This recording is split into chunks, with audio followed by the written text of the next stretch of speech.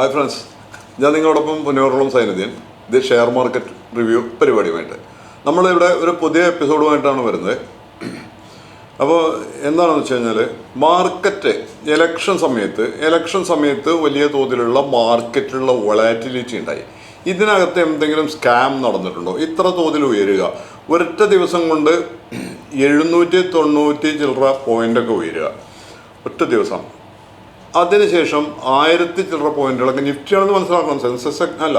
അപ്പോൾ ഇത് യഥാർത്ഥത്തിൽ ഇതിൻ്റെ മാർക്കറ്റിൻ്റെ ചരിത്രത്തിൽ തന്നെ വളരെ കുറഞ്ഞ അനുഭവങ്ങൾ ചെയ്തിട്ടുള്ളൂ. ഇത്ര അധികം ഉയർച്ച താഴ്ചകൾ യുദ്ധം നടക്കുമ്പോൾ പോലും ഉണ്ടാവാറില്ല.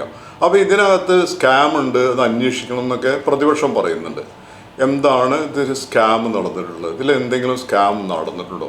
ഇതിനങ്ങോട്ടുള്ള ഇനി മാർക്കറ്റിൻ്റെ ഭാവി എന്താണ്? മാർക്കറ്റ് പിന്നീട് ഉയർന്നു പോയിട്ടുണ്ട്, എന്താണ് ഇതിനെക്കുറിച്ച് നമുക്കൊരു അന്വേഷണം നടത്തണം ഇതിൽ ചെയ്യുന്നത്.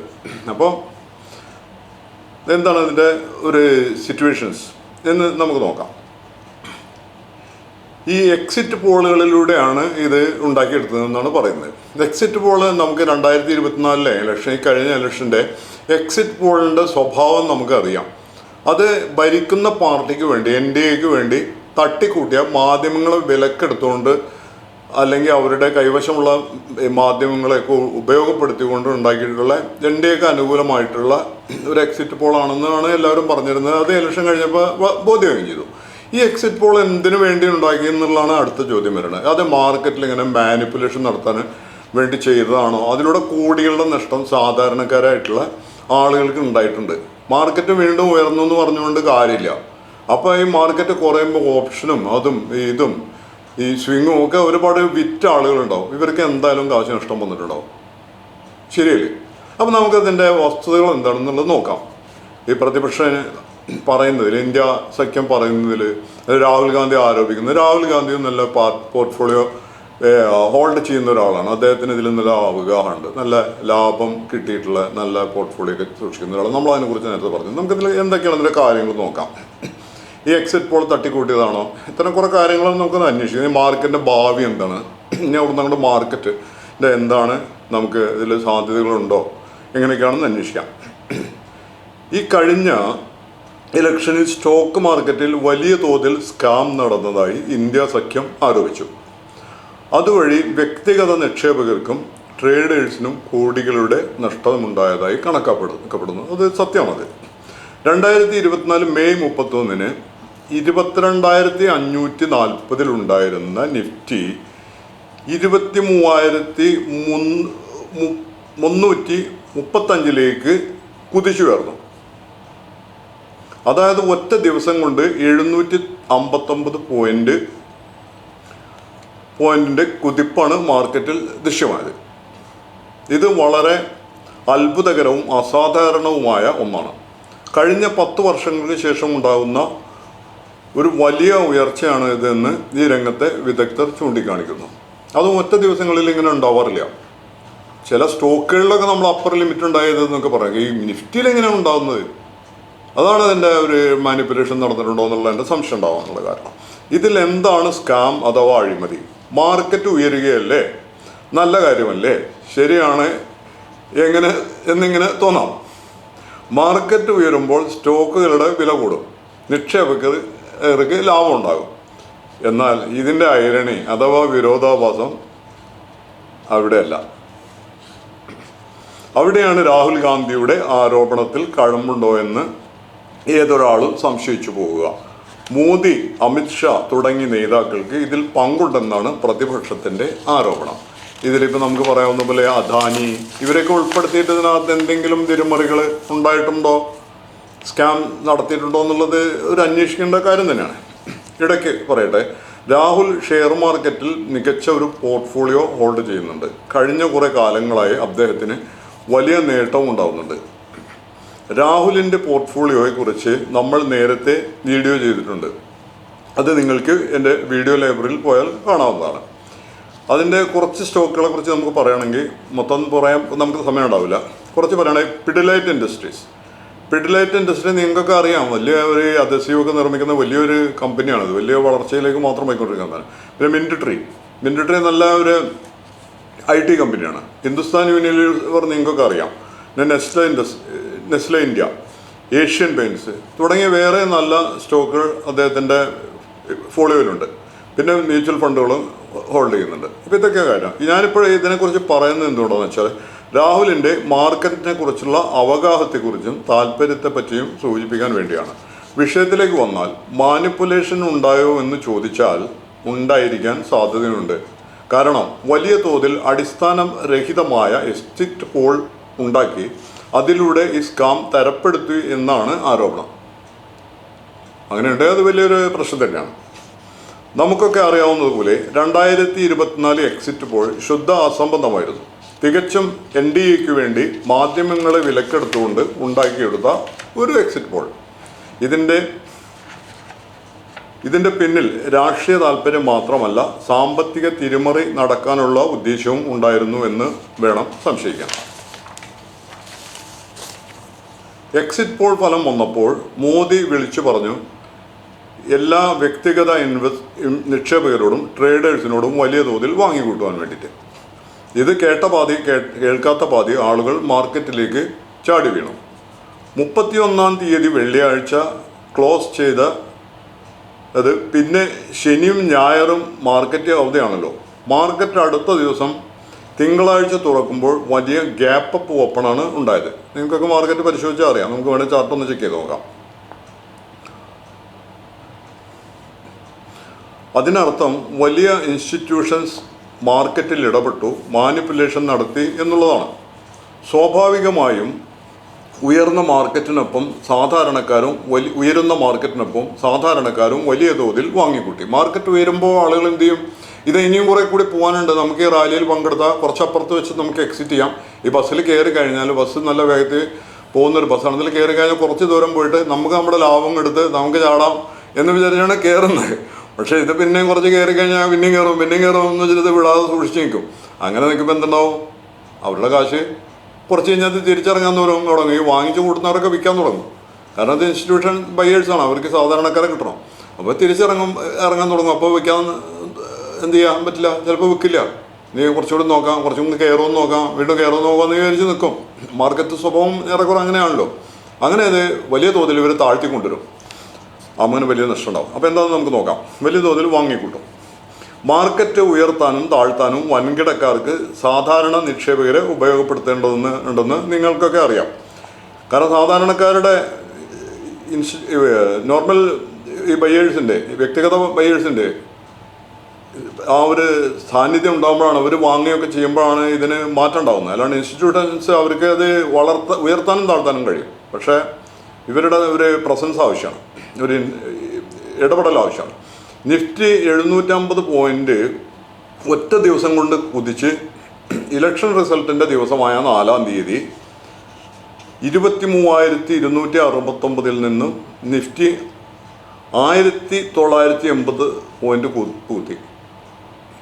മനസ്സിലായിട്ടുണ്ടാവുമല്ലോ. അപ്പോൾ ആ നിഫ്റ്റി അന്നേ ദിവസം വലിയ തോതിൽ കുതിച്ചു. അത് പിന്നീട് എന്തുണ്ടായി? 1980 പോയിൻ്റ്. അത് ചില്ലറ കാര്യമല്ലാതെ അത്രയും പോയിന്റുകൾ കൂത്താണ് ഉണ്ടായത്. എന്നിട്ട് അത് 21,289 ഒരു വേള താഴ്ന്നു. പിന്നെ കുറച്ചും കൂടി. പക്ഷേ ഇങ്ങനെ വിൽക്കുമ്പോൾ എന്താ സംഭവിക്കുന്നത്? ഇത് ആളുകൾ വിൽക്കും, പരിഭ്രമിച്ച് വിൽക്കും. വ്യക്തമായും ഇതിൽ സ്കാം നടന്നിട്ടുണ്ടാകണം. മാർക്കറ്റ് പെട്ടെന്ന് ഇടിയുമ്പോൾ ഓപ്ഷൻ, ഫ്യൂച്ചർ എന്നിവ കൈവശമുള്ളവർ, അതായത് ഡെറിവേറ്റീവ്സ്, പരിഭ്രമിച്ച് കൂടുതൽ നഷ്ടമുണ്ടാകാതിരിക്കാൻ പെട്ടെന്ന് വിറ്റൊഴിയും. ഇതെല്ലാം നടക്കുന്നത് നിങ്ങൾക്കറിയാം. സ്വിംഗ് ട്രേഡേഴ്സും ഇൻവെസ്റ്റേഴ്സും എല്ലാം വിറ്റവരിൽ അഥവാ വലിയ നഷ്ടം വന്നവരിൽ ഉണ്ടാവും. സ്വാഭാവികമായിട്ടും അവരും വിൽക്കും. ഇനി താഴോട്ട് പോയി കഴിഞ്ഞാൽ വെച്ചിരുന്ന കാര്യമില്ല, പിന്നെ ആ പഴയ അവസ്ഥയിലേക്ക് കയറി വരാൻ ബുദ്ധിമുട്ടാവുമെന്ന് വിചാരിച്ച് വിൽക്കും, ഉണ്ടാവും. അപ്പോൾ ഇതിന് പിന്നീട് കളിക്കുന്നവർക്കല്ല ഇതിൻ്റെ തന്ത്രം അറിയാൻ പറ്റുള്ളൂ.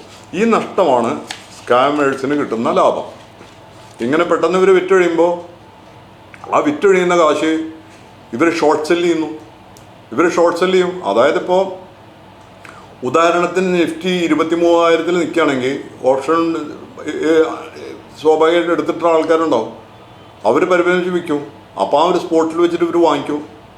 മീൻസ് ഷോർട്ട് സെല്ല് ചെയ്താൽ അത് താഴെയോട്ട് വന്നു കഴിഞ്ഞാൽ അത് അവർ വാങ്ങിച്ച് ഒഴിവായാൽ മതിയല്ലോ. അതിന് ടൈമും കിട്ടും അവർക്ക്, അതിനിടയിൽ വാങ്ങിച്ച് ഒഴിവാകും. അപ്പോൾ അത് വലിയ ലാഭം കിട്ടും. ഇത് നമുക്കൊക്കെ അറിയാവുന്ന കാര്യങ്ങളാണ്. തികച്ചും തീർച്ചയായും ഇൻവെസ്റ്റിഗേഷൻ നടത്തേണ്ട കാര്യം തന്നെയാണ്. എന്നാൽ മാർക്കറ്റ് തുടർന്നുള്ള ദിവസങ്ങളിൽ ഉയർന്ന് എക്കാലത്തെയും ഹൈ ബ്രേക്ക് ചെയ്യുകയും ചെയ്തു. ഇപ്പോൾ മാർക്കറ്റ് ഉയർന്നു പോയിട്ട് എല്ലാ കാലത്തെയും ഹൈ ബ്രേക്ക് ചെയ്തിട്ടുണ്ട്. അതായത് നിഫ്റ്റി ഇപ്പോൾ 23,295 ക്ലോസ് ചെയ്തു. ആഴ്ചയിലെ അവസാന ദിവസമായിരുന്ന വെള്ളിയാഴ്ച 7/6/24. അപ്പോൾ നിങ്ങൾക്ക് കേൾക്കുന്നതിൽ എന്തെങ്കിലും വ്യക്തത കുറവുണ്ടെങ്കിൽ വീണ്ടും റിപ്പീറ്റ് ചെയ്ത് കേൾക്കാം. എന്തെങ്കിലും സംശയം ഉണ്ടെങ്കിൽ ചോദിക്കുകയും ചെയ്യാം കേട്ടോ. സത്യത്തിൽ ഇനിയാണ് മാർക്കറ്റിനെ കൂടുതൽ പേടിക്കേണ്ടത്. വിദേശ നിക്ഷേപകർ കൂട്ടത്തോടെ വിറ്റൊഴിഞ്ഞു.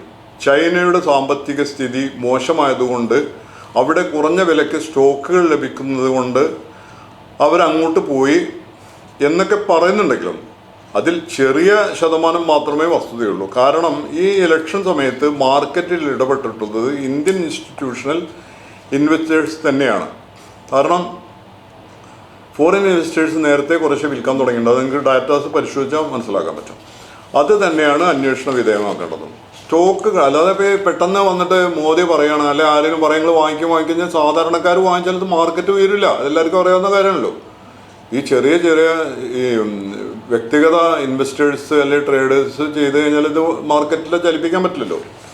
സ്റ്റോക്കുകൾ എല്ലാം തന്നെ ഇപ്പോൾ ഓവർ വാല്യൂവിലാണ് ഉള്ളത്. വളരെ കൂടിയ വിലയിലാണ് ഇപ്പോൾ സ്റ്റോക്ക് ഉള്ളത്. ഒരു സ്റ്റോക്കിന് ഇപ്പോൾ 1,500 രൂപ അല്ലെങ്കിൽ 2,000 രൂപ വില ഉണ്ട്. അതിന് 700 രൂപയുടെ വാല്യൂ അതിനുണ്ടാവുള്ളൂ.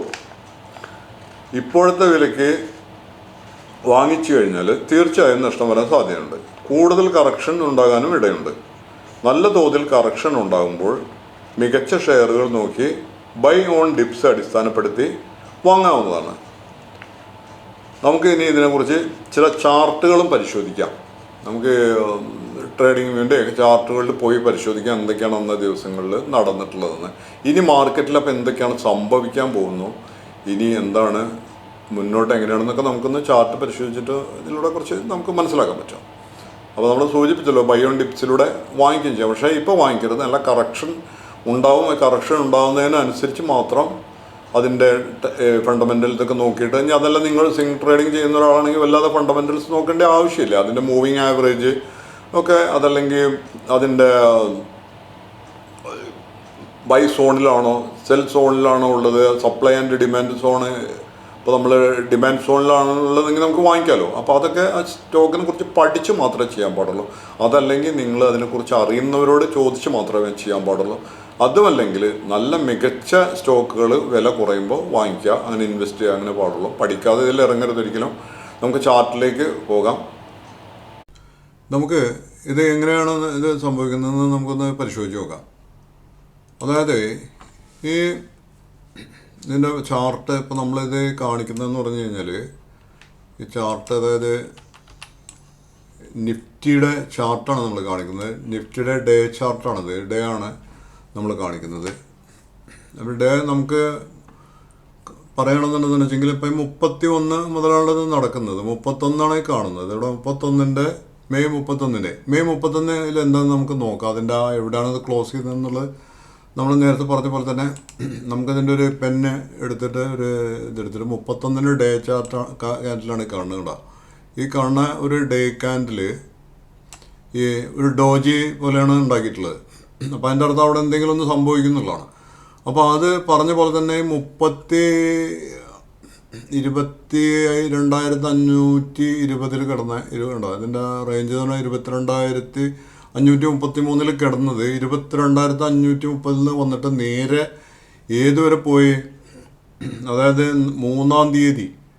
ഇപ്പോൾ ഈ അടുത്ത ക്യാൻഡിൽ വന്നിട്ടുള്ളതെന്ന് പറഞ്ഞാൽ ഇത് ആ ക്ലോസിങ് ഡേ കഴിഞ്ഞിട്ട് മൺഡേ 3-ാം തീയതി മൺഡേ ഇത് ഒരു എന്താ ഉണ്ടായിട്ടുള്ളത്, ഒരു നേരെ ഒരു ഗ്യാപ്പ് അപ്പാണ് ഉണ്ടായിട്ടുള്ളത്. ഈ ഗ്യാപ്പ് അപ്പ് ഉണ്ടായിട്ട് വന്നിട്ട് ഈ ഒരു ലെവല് ഉണ്ടോ, ഇതിൽ ഈ ഗ്യാപ്പ് അപ്പ് ഇങ്ങനെ വന്നു.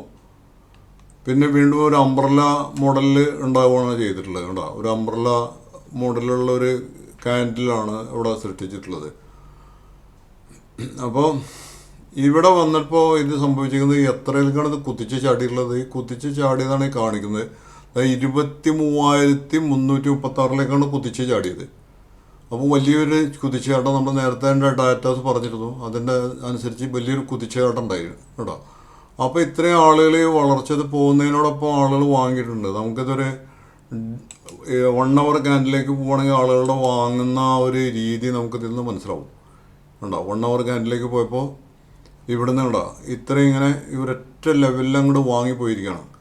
ഒരു ഗ്യാപ്പ് അപ്പ് തന്നെ ഉണ്ടായിരിക്കുകയാണ്.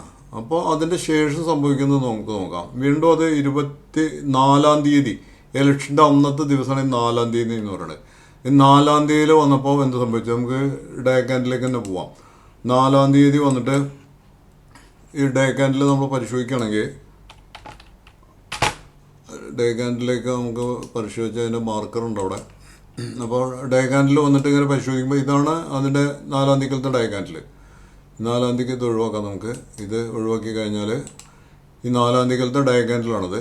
4-ാം തീയതി ജൂൺ 4-ന്റെ റിസൾട്ട് വന്ന ദിവസം സംഭവിച്ച പരിപാടിയാണ് ഇത് കാണുന്നത്. കേട്ടോ ഇത്രയും ഒരു താഴോട്ട്, അതായത് ഈ ഇതിൽ കിടന്ന വീണ്ടും ഗ്യാപ്പ് ഡൗൺ ആയിട്ടുണ്ടായിട്ടാണ് അത് വന്നിക്കണമെന്ന് അറിയണം.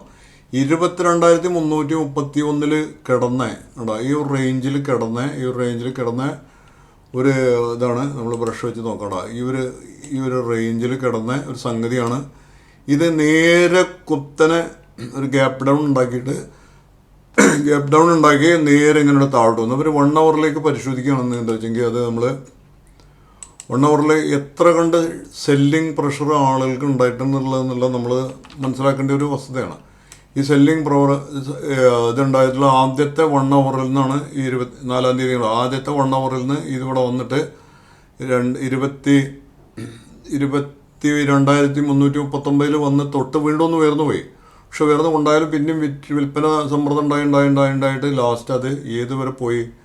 അത് വന്നിട്ട് പോയ ലെവലാണ് കാണിക്കുന്നത്. കണ്ടോ ഈ ഒരു ലെവല്, അതായത് ഈ ഒരു ലെവല് നമ്മളൊരു ഡാറ്റ നമ്മൾ പറഞ്ഞിട്ടുണ്ട് നേരത്തെ. അതായത് 21,486 പോയി. കണ്ടോ ഈ ഒരു ലെവലിലേക്ക് പോയി. ലൈന് ഇത്തിരി ചെരിഞ്ഞിട്ടുണ്ട്. നമുക്കത് നല്ല എക്സാക്ട് ലൈൻ എടുത്ത് നോക്കാം. നമുക്ക് എക്സാക്ട് ലൈൻ എടുക്കുകയാണെന്ന് വെച്ചെങ്കിൽ നമുക്ക് ഇതിൽ വന്നിട്ട് ഇതിൻ്റെ ലൈനിൽ പോയി കഴിഞ്ഞാൽ നമുക്കത് കറക്റ്റ് ചെയ്യാൻ പറ്റും. അത് ഒരു സെക്കൻഡ് നമ്മളൊരു ലൈൻ, ഒരു പാരലൽ ലൈൻ എടുത്ത് നോക്കാം. നമുക്ക് പാരലൽ ലൈന് വന്നിട്ട് ഈ ലൈനായിരിക്കും ഇത്. ഈ ഹൊറിസോണ്ടൽ ലൈനിലേക്ക് നമ്മൾ ഇതെടുത്തിട്ട് പോവുകയാണെന്ന് വെച്ചെങ്കിൽ വന്നിട്ട് ഇതാണ് ഈ ഒരു ലൈനിലേക്ക് വന്നു. ഈ ഒരു ലൈനിലേക്ക് വന്ന് 21,460 സംതിങ്ങിലേക്ക് വന്നു. അതിൻ്റെ ക്യാൻഡിലിൻ്റെ ഹവർ ക്യാൻഡിലാണ് കാണുന്നത്. നമുക്ക് ഡേ ക്യാൻഡിൽ പോയാൽ കുറച്ചുകൂടി വ്യക്തമാവും. അത് ഡേ ക്യാൻഡിലേക്ക് പോയി കഴിഞ്ഞാൽ ഒറ്റ ദിവസം മൾട്ടി ലെവലിൽ ഒറ്റ ലെവലിലല്ല, നമുക്കറിയാമല്ലോ. അത് കാണിക്കാൻ വേണ്ടിയിട്ടാണ് 1 hourലേക്ക് പോയത്. നിങ്ങൾക്ക് നോക്കിയാൽ മനസ്സിലാവും. അപ്പോൾ ആ ഒരു ലെവലിൽ നിന്ന് വന്ന് ഇത്രയും ഇതിനേക്കാൾ കുറച്ചും കൂടി താഴോട്ട് പോയിരിക്കുകയാണ്. അപ്പോൾ അത് ഈ ഒരു ലെവലും വിട്ട് ഇത് ഇത്രയും താഴോട്ട് വന്നിരിക്കുകയാണ്. അത് 1 hour ക്യാൻഡിൽ 26,295 വരെ പോയിട്ടുണ്ട്. പിന്നീടാണ് കയറി വന്നിട്ട് 21,875 ക്ലോസ് ചെയ്തത്. പക്ഷെ പിന്നീട് വീണ്ടും മാർക്കറ്റിൽ മാറ്റങ്ങളുണ്ടായി. വീണ്ടും നമ്മൾ മാർക്കറ്റ് 1 hourൽ പരിശോധിക്കുകയാണെങ്കിൽ മാർക്കറ്റിൽ മാറ്റങ്ങളുണ്ടായി. വീണ്ടും മാർക്കറ്റ് കയറി വന്നു. ഇവിടെ വന്ന് ഒരു ഏകദേശം ഒരു എന്താ പറയുക, ഒരു എൻഗൾഫിങ്ങിലേക്ക് വന്നിട്ടില്ല, അതിൻ്റെ അടുത്ത് വന്നിട്ടുള്ള ഒരു ലെവലിലേക്ക് വന്നു. പിന്നെ അത് വന്നിട്ട് വീണ്ടും ഒരു ഡോജി ലെവലിലേക്ക് പോയി. പിന്നെ വീണ്ടും ഒരു ഗ്രേ സ്റ്റോൺ ലെവലിൽ വന്നു. പിന്നെ ഡോജി വന്നു. ഇവിടെ ഒരു ഡോജി കാണിക്കുന്നുണ്ട്. അപ്പോൾ ഇവിടെ ഒരു ഡോജി കാണിക്കുന്നത് നമുക്ക് നോക്കാം. ഇതിൽ മാർക്ക് ചെയ്തെടുക്കുകയാണെന്നുണ്ടെന്ന് വെച്ചെങ്കിൽ ഈ ഡോജി ബ്രഷ് ഇതാണ്ട ഇവിടെ ഒരു ഡോജി സൃഷ്ടിച്ചു.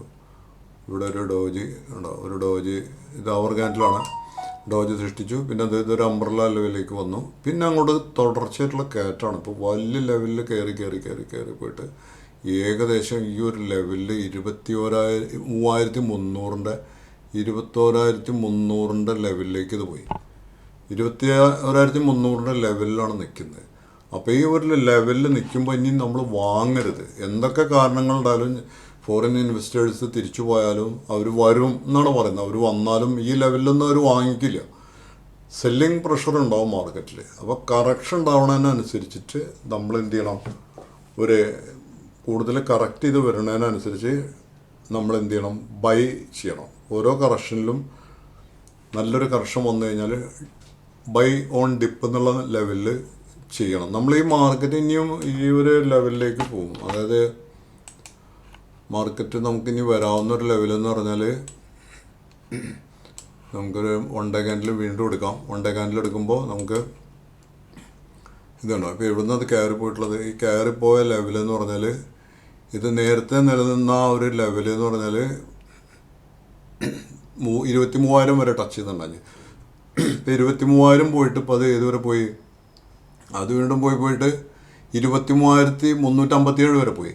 അപ്പോൾ ഇത് താഴോട്ട് വരും. ഇതിൻ്റെ ഒരു ടെക്നിക്കൽ സപ്പോർട്ട് ലൈനാണ് ഈ ലൈൻ. ഈ ക്യാൻഡിൽ ക്ലോസ് ചെയ്തിട്ട് ഡോജി വന്നിട്ടുള്ളതാണ് ഈ കാണുന്നത്. കേട്ടോ, ഇത് നമുക്ക് ഒരു പിക്ചറൈസ് ചെയ്ത് നോക്കുകയാണെന്നുണ്ടെന്ന് വെച്ചെങ്കിൽ ഈ അടുത്ത ഡോജി സൃഷ്ടിച്ചിട്ടുള്ളത് 1 ഡേ ക്യാൻഡിൽ ഇതാണ് ഡോജി സൃഷ്ടിച്ചിട്ടുള്ളത്.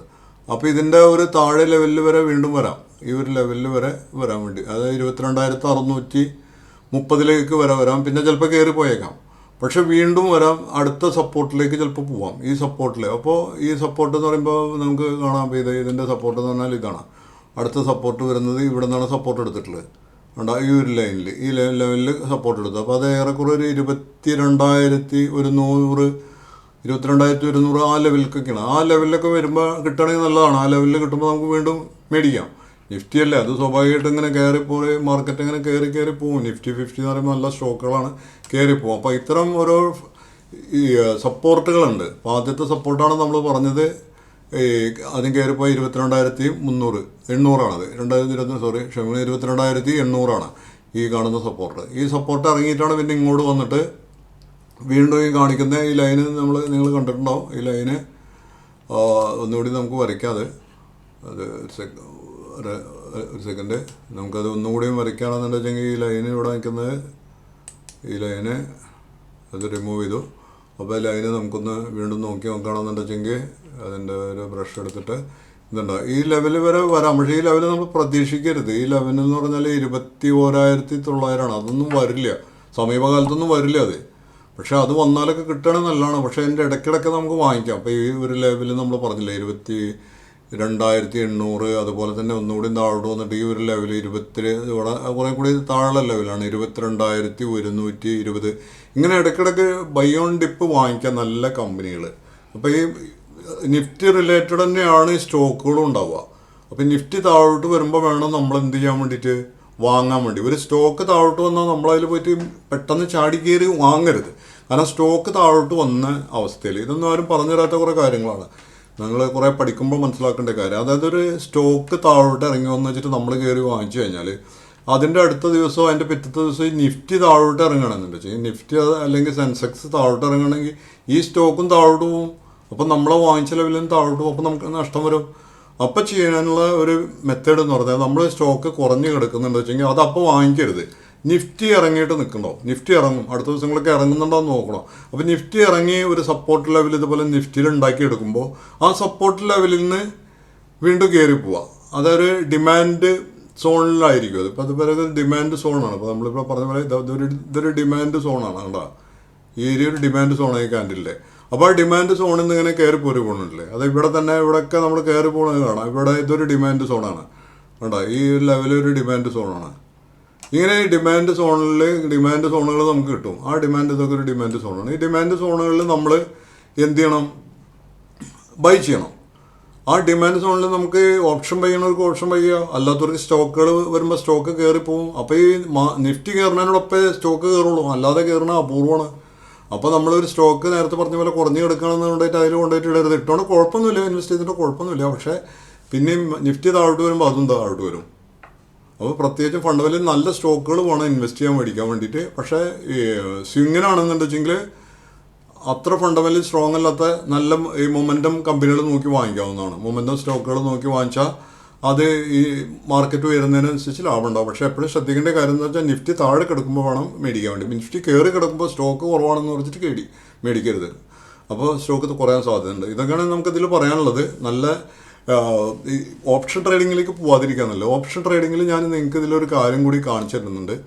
അതായത് ഓപ്ഷൻ ട്രേഡിങ് ഇപ്പോൾ സെബി പറയുന്നത് സീറോതൊക്കെ എപ്പോഴും അപ്ഡേറ്റ് ചെയ്യുന്നത്. സെബി പറയുന്നത് 10 ആളുകളിൽ 9 ആളുകളിൽ ലോസാണ് ഉണ്ടാക്കുന്നത് എന്നാണ് പറയുന്നത്. അതായത് 15% മുതൽ 50% വരെ മറ്റ് ഇതിൻ്റെ ബ്രോക്കറേജ്, മറ്റ് ചാർജസ്, ടാക്സ് ഇതൊക്കെ അവർ കൊടുക്കുന്നുണ്ട്. ചുരുങ്ങിയൊരു ശതമാനം മാത്രമേ ഈ ഓപ്ഷനിലൂടെ ലാഭം ഉണ്ടാക്കുന്നുള്ളൂ. ഈ വ്യക്തിഗത ഇൻവെസ്റ്റേഴ്സ് അല്ല ട്രേഡേഴ്സ്, അതായത് ഇൻസ്റ്റിറ്റ്യൂഷണൽ ഇൻവെസ്റ്റേഴ്സിൻ്റെ കാര്യമല്ല പറഞ്ഞത്. ഈ വ്യക്തിഗത ട്രേഡേഴ്സ് ഉണ്ടല്ലോ, വ്യക്തികൾ ട്രേഡ് ചെയ്യുന്ന കാര്യമാണ് പറഞ്ഞത്. അത് അവർ പറഞ്ഞത് 10-9 ആൾക്കാരും നഷ്ടപ്പെടുന്നു എന്നാണ് പറഞ്ഞത്. അപ്പോൾ അത് വളരെ ശ്രദ്ധിക്കണം. ഓപ്ഷൻ ചെയ്യാണ്ടിരിക്കണമാണ് ബുദ്ധി. ഓപ്ഷൻ ചെയ്യണമെന്ന് നിങ്ങൾക്ക് അത്രയും താല്പര്യം ഉണ്ടെങ്കിൽ അത് മനസ്സിലാക്കിയിട്ട് ചെയ്താൽ മതി, അല്ലെങ്കിൽ നഷ്ടം എപ്പോഴും സംഭവിക്കും. കാരണം നമ്മൾ ഈ പൊസിഷൻ എടുക്കല്ലോ, നമ്മൾ സ്വാഭാവികമായിട്ടും ഈ മറ്റേ ഇതല്ലേ എടുക്കുന്നത്, ലിവറേജിൽ അതിൻ്റെ സ്ക്വയർ ഓഫ് ഡേറ്റ് ആകുമ്പോഴേക്കും അതിന് ഇതിൻ്റെയൊക്കെ എക്സ്പയറി ആണെങ്കിൽ കോൺട്രാക്ട്സിൻ്റെ എക്സ്പയറി ആകുമ്പോൾ നമുക്ക് ആ സമയത്ത് കൊടുത്തില്ലെങ്കിൽ അത് വിറ്റ് പോകും. അപ്പോൾ നമുക്ക് അതിൻ്റേതായ നഷ്ടം വരും. അപ്പോൾ അതുകൊണ്ട് അത്തരം ട്രേഡ് ഒഴിവാക്കണമെന്നല്ല. സ്വിംഗ് ട്രേഡിങ് നല്ലതായിരിക്കും. പിന്നെ ഇൻവെസ്റ്റ് ചെയ്യുക. ഇതാണ് ചെയ്യാനുള്ളത്. ഇത്രയൊക്കെ അതിൽ പറയാനുള്ളത്. ഞാൻ നിങ്ങളോടൊപ്പം പുണ്യപൂർവ്വം സൈനിങ് ഓഫ്. എന്തെങ്കിലും സംശയം ഉണ്ടെന്നുണ്ടെങ്കിൽ വീണ്ടും വരാവുന്നതാണ്, ഇൻബോക്സിൽ വന്ന് ചോദിക്കാവുന്നതാണ്. പിന്നെ നിങ്ങൾ കമൻറ്റ് ചെയ്യണം, ഷെയർ ചെയ്യണം, മറ്റുള്ളവരെ എത്തിക്കണം. നമ്മളൊരു സാമ്പത്തിക സാക്ഷരതാ യജ്ഞത്തിൻ്റെ ഭാഗമായിട്ടാണ് ഇത് ചെയ്യുന്നത്. അപ്പോൾ അതുകൊണ്ട് എല്ലാവരും സഹകരിക്കണം. എനിക്ക് കുറേ കൂടി റീച്ച് ഉണ്ടാവേണ്ടതായിട്ടുണ്ട്, കുറേ കൂടി ആളുകൾ സബ്സ്ക്രൈബ് ചെയ്യേണ്ടതായിട്ടുണ്ട്. അപ്പോൾ അതിന് നിങ്ങളുടെ സഹകരണം ഉണ്ടാവണം. സുഹൃത്തുക്കൾക്കും നിങ്ങളുടെ കമ്മ്യൂണിറ്റികളിലൊക്കെ ഷെയർ ചെയ്ത് കൊടുക്കണം. അത് വെറുതെ ഷെയർ ചെയ്താൽ പോരാ, അതിനോടൊപ്പം ഒരു കുറിപ്പ് വെച്ചിട്ട് കൊടുക്കണം. ഇങ്ങനെയാണ് ഈ ഇതിൻ്റെ വിവരണങ്ങൾ തരുന്നത്, ഇങ്ങനെയാണ് ഈ നമുക്ക് കിട്ടുന്ന ഈ ഇതിൽ നിന്ന് കിട്ടുന്ന യൂട്യൂബിൽ നിന്ന് കിട്ടുന്ന കാര്യങ്ങൾ നിങ്ങൾക്ക് അതിൽ നിന്ന് ഗുണമുണ്ടാകുന്നത് സജസ്റ്റ് ചെയ്തിട്ട് നിങ്ങളിത് മനസ്സിലാക്കിയതിന് ശേഷം നിങ്ങൾക്ക് താല്പര്യപ്പെട്ട് തിരക്കിടില്ലാന്ന് തോന്നുന്നത് ആണെങ്കിൽ നിങ്ങളുടെ താല്പര്യമുള്ള ഇൻവെസ്റ്റേഴ്സിനും ട്രേഡേഴ്സിനും ഒക്കെ സജസ്റ്റ് ചെയ്ത് കൊടുക്കാവുന്നതാണ്. നമ്മൾ ചാർജൊന്നും ചെയ്യാതെ തന്നെയാണ് ഈ ട്രെയിനിങ് കോഴ്സുകൾ ചെയ്യുന്നത്. ഇതിനോടൊപ്പം കുറേ ട്രെയിനിങ് ചെയ്യുന്നുണ്ട്. നമ്മൾ ചാർട്ട് പാറ്റേൺസ്, അതുപോലെ തന്നെ പ്രൈസ് ആക്ഷൻ സ്ട്രാറ്റജിയായിട്ട് ബന്ധപ്പെട്ടുള്ള കുറേ കാര്യങ്ങൾ നമ്മളെ വീഡിയോയിലുണ്ട്, ലൈബ്രറിയിലുണ്ട്. അതൊക്കെ ഉള്ളതുകൊണ്ട് നിങ്ങൾക്ക് ഇത് ഷെയർ ചെയ്ത് കൊടുക്കാവുന്നതാണ്. ഇത്രയൊക്കെയാണ് പറയാനുള്ളത്. അടുത്തൊരു വീഡിയോ വീണ്ടും കാണുന്നതുവരെ നന്ദി, നമസ്കാരം. Signing off.